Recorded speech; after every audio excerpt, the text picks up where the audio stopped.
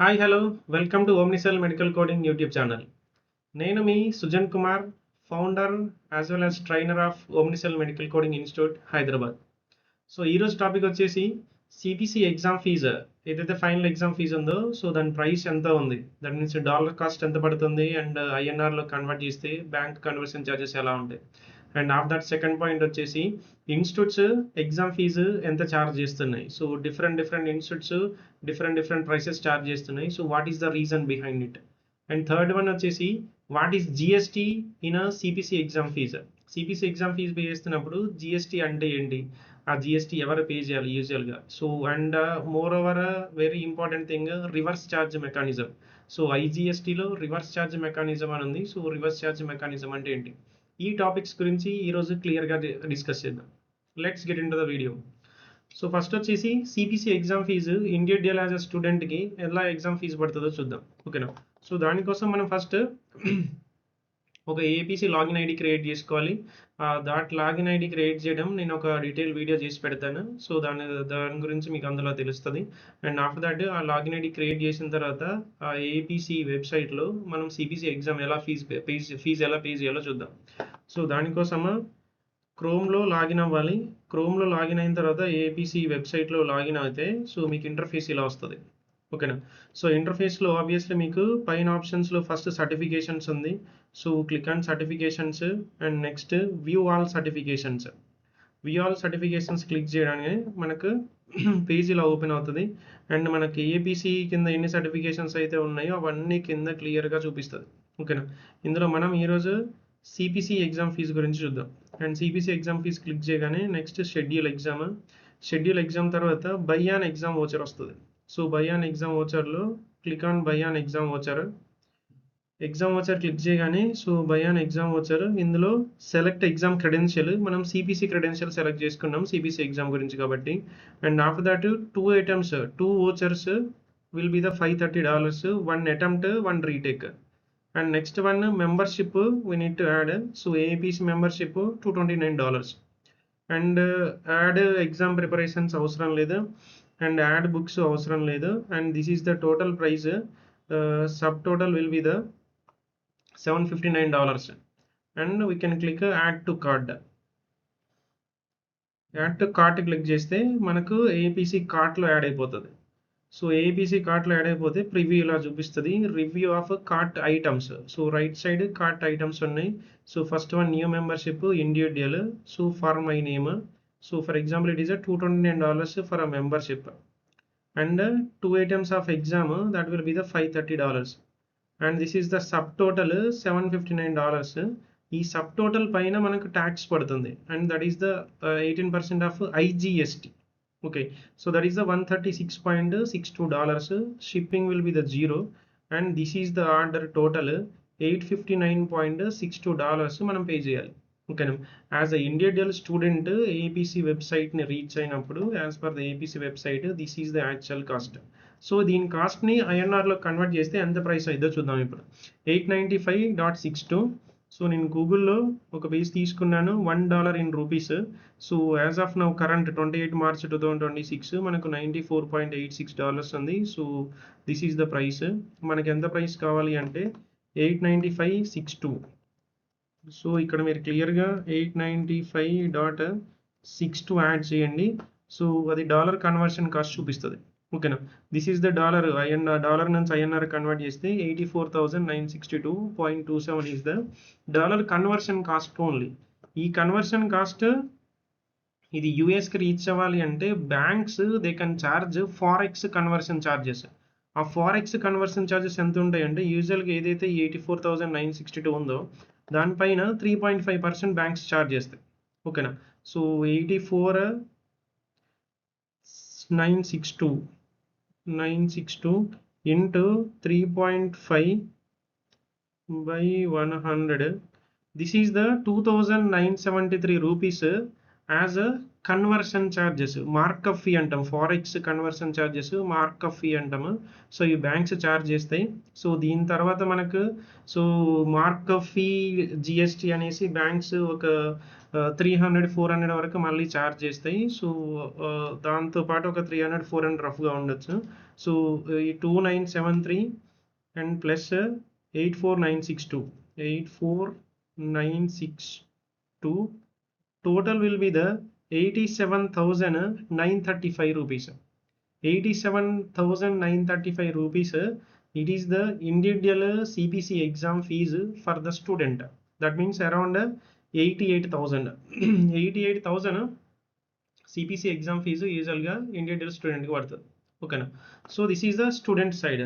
And next point, institute side CBC exam fee ఎంత ఉంటుంది? Institute side CBC exam fee ఎంత ఉంది అంటే యూజువల్గా కొన్ని ఇన్స్టిట్యూట్స్ 70,000 ఛార్జ్ చేస్తున్నాయి, కొన్ని ఇన్స్టిట్యూట్స్ 75,000 అని చెప్తాయి, కొన్ని ఇన్స్టిట్యూట్స్ 78,000, 80,000, 85, 88,000, 89,000 వరకు ఛార్జ్ చేస్తున్నాయి. So why it is different from each institute to each institute.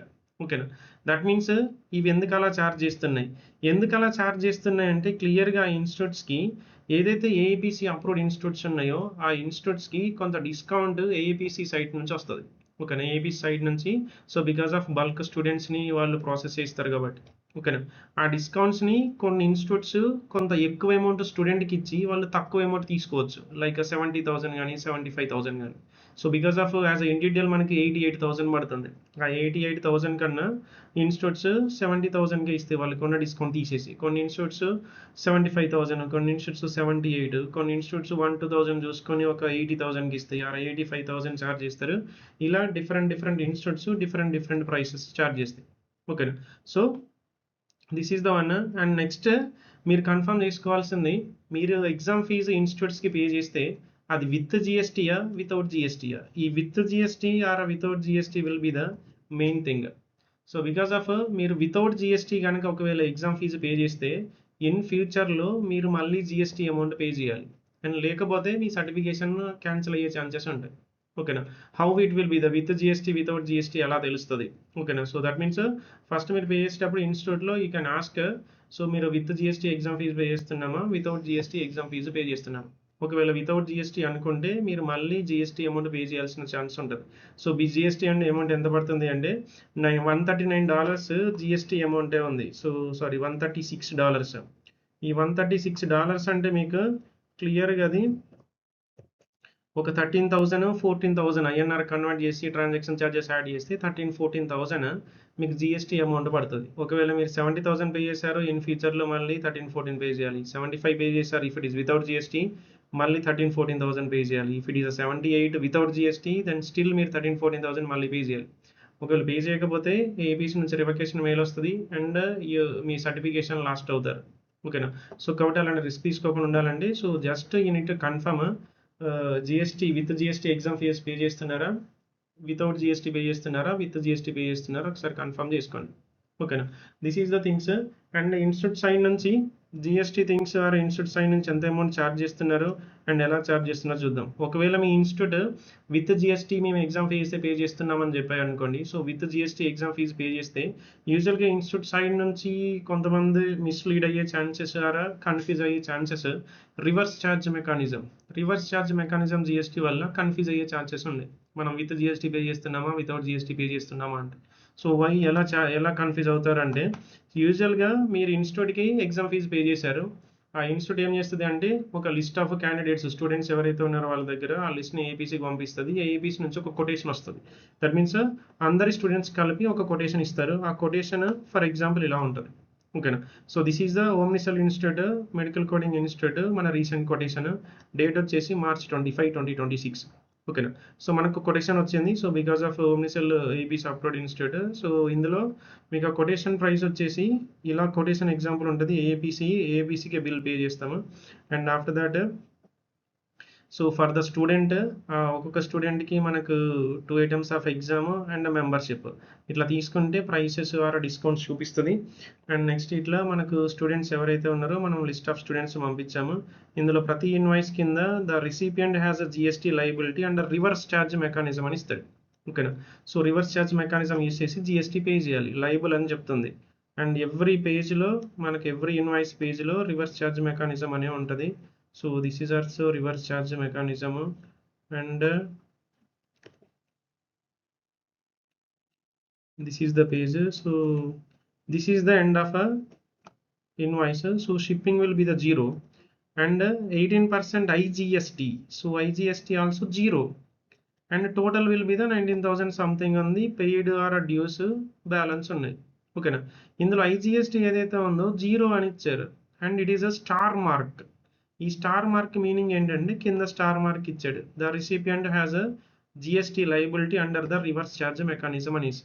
So this is the invoice usually from the AAPC, that is a US entity. So US నుంచి invoice వచ్చింది కాబట్టి యూఎస్లో GST charge చేయరు. So GST for Indian government. So కాబట్టి ఈ ఇన్వాయిస్లో GST వాళ్ళు charge చేయట్లేదు. So వాళ్ళు ఏం చెప్పారు, రివర్స్ ఛార్జ్ మెకానిజం యూస్ చేసి మీరే పే చేసుకోండి అని చెప్పారు. సో కాబట్టి జిఎస్టీ ఈ ఇన్వాయిస్లో జిఎస్టీ లేదు కదా, సో మేము పే చేయాల్సిన అవసరం లేదా అంటే ఆబ్వియస్లీ జిఎస్టీ పే చేయాలి. ఓకేనా. So first of all what is the reverse charge mechanism చూద్దాం. రివర్స్ ఛార్జ్ మెకానిజం అంటే ఏంటి, అది ఎలా వర్క్ అవుతుంది. Reverse charge mechanism means I explain you. So నాకు అంత ఐటీ నాలెడ్జ్ లేదు, that means income tax department knowledge లేదు. So as per my understanding కొంచెం ఎక్స్ప్లెయిన్ చేస్తాను. సో యూజువల్గా నార్మల్ ఛార్జ్ మెకానిజం ఉంది, రివర్స్ ఛార్జ్ మెకానిజం ఉంది. So normal charge mechanism means ఎవరైతే ప్రొడక్ట్ పర్చేజ్ చేస్తాడో రిసీవర్ ఆర్ కన్జ్యూమర్, ఆ కన్జ్యూమర్ విత్ జిఎస్టీ ఆ టోటల్ అమౌంట్ సప్లయర్కి పే చేస్తాడు. ఓకేనా. ఆ సప్లయర్ ఏం చేస్తారంటే డిపాజిట్ అమౌంట్ గవర్నమెంట్కి పే చేస్తారు. This is the normal charge mechanism. If it is a reverse charge mechanism ఏం జరిగిద్ది అంటే రిసీవర్ ఎవరైతే ఉన్నారో ఆ ప్రొడక్ట్ పర్చేజ్ చేస్తే ఆ without GST, so this is the main case. So without GST only product cost మాత్రమే ఈ సప్లయర్కి పే చేస్తారు. ఓకేనా. సో నెక్స్ట్ ఈ deposit the GST to the government. So గవర్నమెంట్కి deposit amount GST amount deposit చేయాలి. దట్ మీన్స్ ఇక్కడ ఎవరైతే సప్లయర్ ఉన్నారో వీళ్ళు వితౌట్ జిఎస్టీ కాబట్టి వాళ్ళు జిఎస్టీ వాళ్ళకి వెళ్ళట్లేదు, వాళ్ళు గవర్నమెంట్ పే చేయాల్సిన నెసెసిటీ లేదు. వాళ్ళు ఓన్లీ ఆ ప్రొడక్ట్ కాస్ట్ సర్వీస్ కాస్ట్ మాత్రమే తీసుకుంటారు. ఆ జిఎస్టీ ఏదైతే ఉందో అది రిసీవర్ దగ్గరే ఉంది. ఈ రిసీవరే క్లియర్గా జిఎస్టీ గవర్నమెంట్కి పే చేయాలి. This is called reverse charge mechanism. That means ఈ రిసీవరే వీళ్ళకి ప్రొడక్ట్ అమౌంట్ పే చేయాలి అండ్ రిసీవరే అండ్ గవర్నమెంట్కి జిఎస్టీ అమౌంట్ పే చేయాలి. సో కాబట్టి ఇక్కడ ఎవరు మన దగ్గర నుంచి జిఎస్టీ కలెక్ట్ చేయట్లేదు. సో మనమే రివర్స్ ఛార్జ్లో గవర్నమెంట్కి జిఎస్టీ పే చేయాలి. This is the meaning reverse charge mechanism. ఓకేనా. ఆ రివర్స్ ఛార్జ్ మెకానిజం ఎందుకు యూజ్ చేస్తామంటే యూజువల్గా సిపిసి ఎగ్జామ్ ఫీజెస్ ఏవైతే ఉన్నాయో these are the import of services. ఓకేనా. So import of services this is the mechanism. Reverse charge mechanism అనేది import of services కిందకు వస్తుంది. Import of services usually under GST definitions ఎలా ఉందో చూద్దాం. ఓకేనా. The concept of import of services is defined under section 211 of the IGST act. ఈ transaction qualifies as an import of services only when all the three following conditions are satisfied simultaneously. ఈ కింద ఉన్న 3 conditions satisfy అయితే దాన్ని import of services అనొచ్చు. ఓకేనా. So అందులో first one the supplier of services located out side India.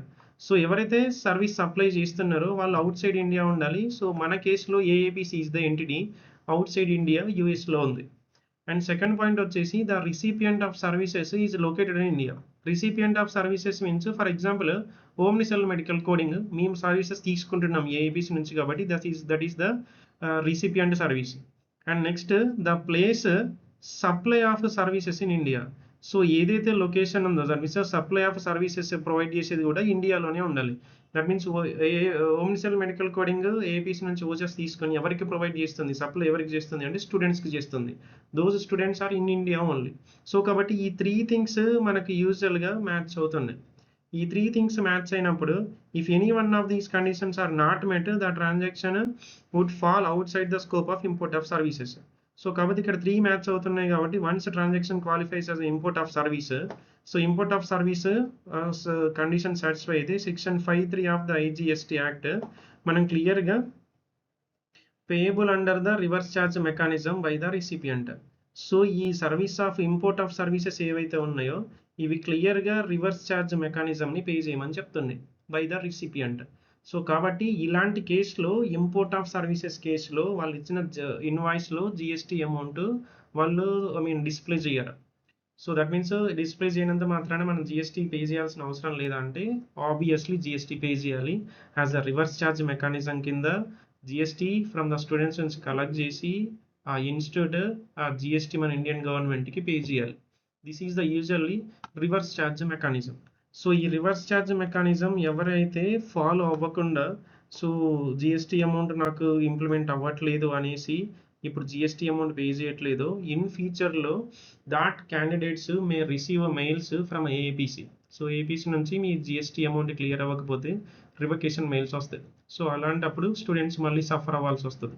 So before that మీరు బెటర్గా ముందే కన్ఫర్మ్ చేసుకోండి మీరు పే చేస్తున్న exam fee with GST pay చేస్తున్నారా, వితౌట్ జిఎస్టీ పే చేస్తున్నారా. సో అలా మీరు క్లియర్గా కనుక్కొని పే చేస్తే మీరు సేఫ్గా ఉంటారు. ఓకేనా. So this is the about CPC exam fee